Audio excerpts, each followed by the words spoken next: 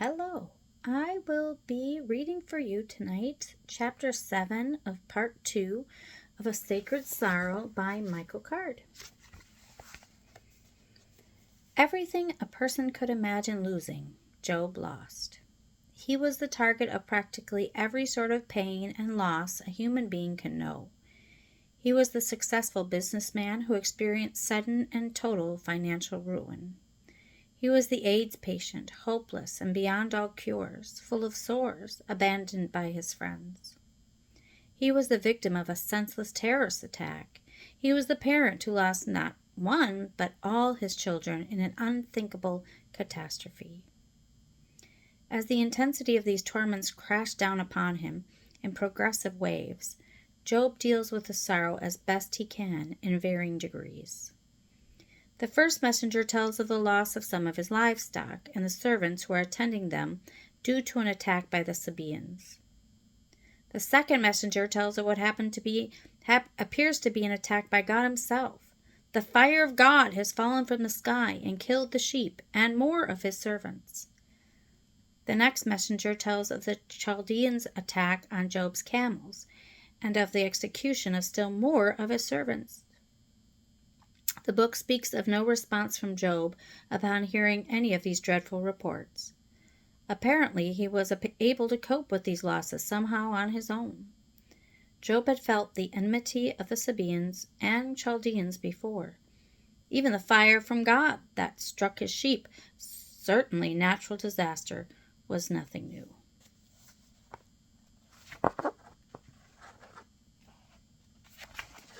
But then the final messenger comes with an unthinkable message.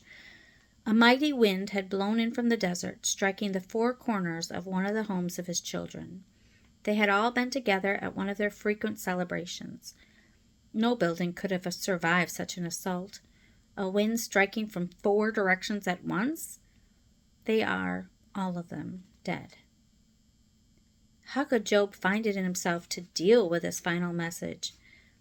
The answer is simple. Simply, he could not.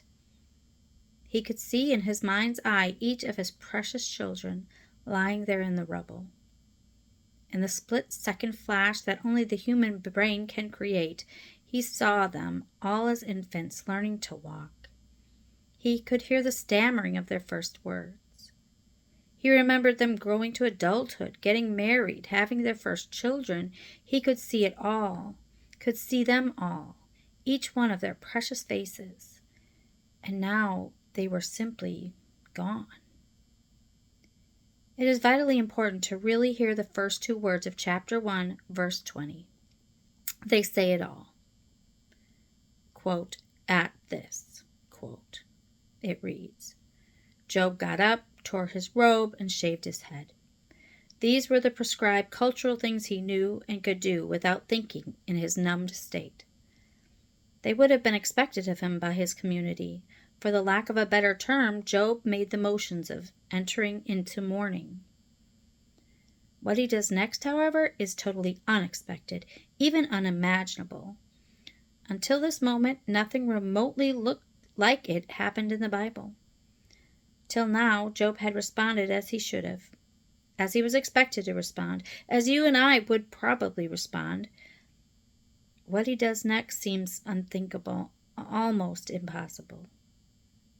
Then he fell to the ground in worship.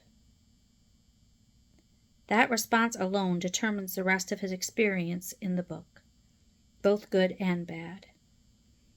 It must have been that aspect of his spiritual life that had caused God to boast about him in the throne room scene in the first place. Job is the sort of man who will simply not let go of God. To him, this is what worship means. He will stubbornly cry out in the groanings of this lament, which is worship, until God answers. As Brueggemann would say, he refuses to leave the dance floor until the dance is done. Because Job had the audacity to worship God in the midst of such indescribable pain, Satan will set up the attack with ferocious intensity. This time the battlefield will be Job's unfortunate body. The tone set by 1:20 is the keynote that must inform our reading of all the rest of Job's story. It is not theology or theodicy, but a note of genuine grief, the depth of which few of us will ever know.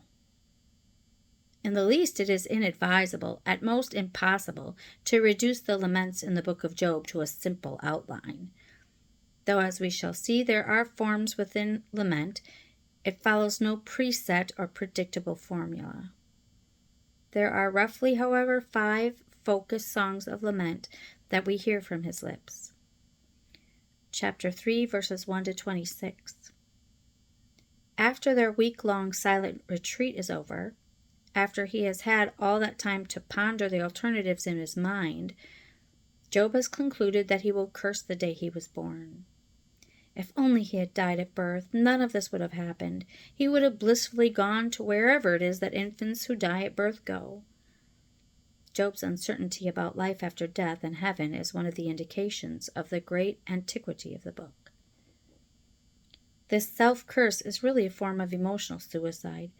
Though he is not suicidal, it seems painfully obvious to him that it would have been better if he had not been born. Chapter 6, verses 6:1 verse to chapter 7, verse 21. After Eliphaz's reproof, Job erupts once more in lament. Though Eliphaz seems to believe that such language directed toward God is inappropriate, indeed blasphemous, and a clear indication that Job is a sinner after all, Job refuses to let go of God. "Let him crush me," Job cries out, in the desperate intimacy that can only be articulated through lament. Job addresses God by an incredible new name, you. A foundational concept in the wisdom writings is that fear of the Lord is where true wisdom begins. But that statement begs the question, what is the end of wisdom? The chasm caused by the righteous fear of God is bridged by lament. As we cross over from fear to love, which must be the true end, we have on our lips a new name for God, the costly form of direct address, you.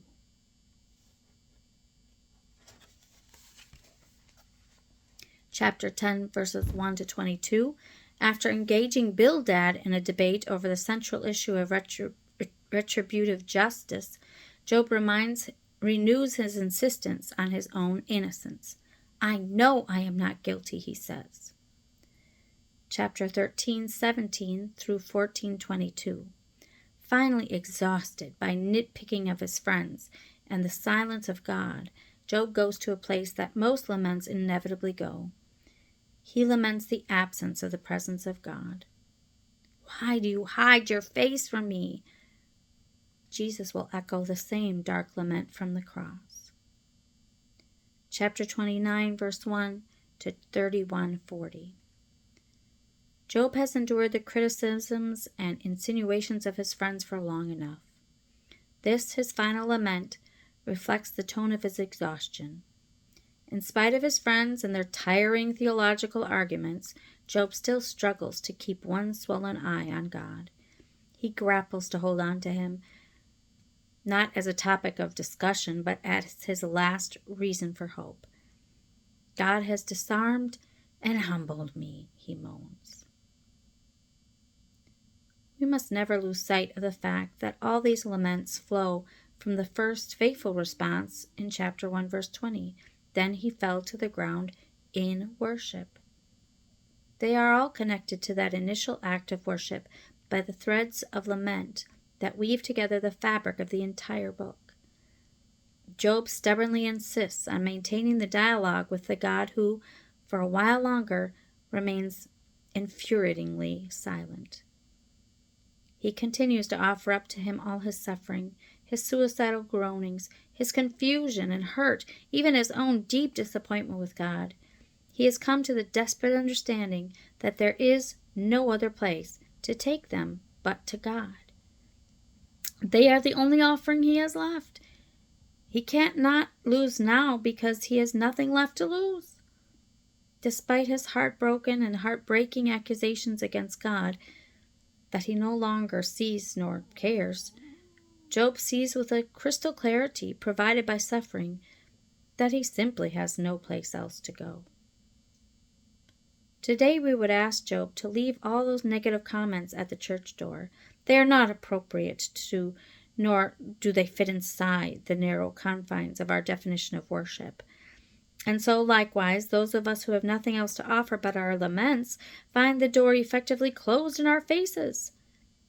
It cost Job everything to teach us this lesson.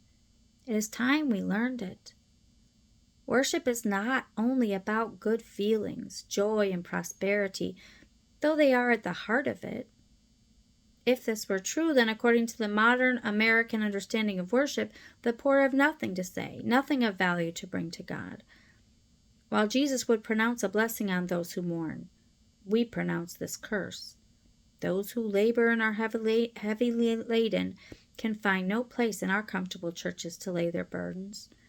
We reason, who could possibly conceive of a God who would want to receive such worthless, empty offerings?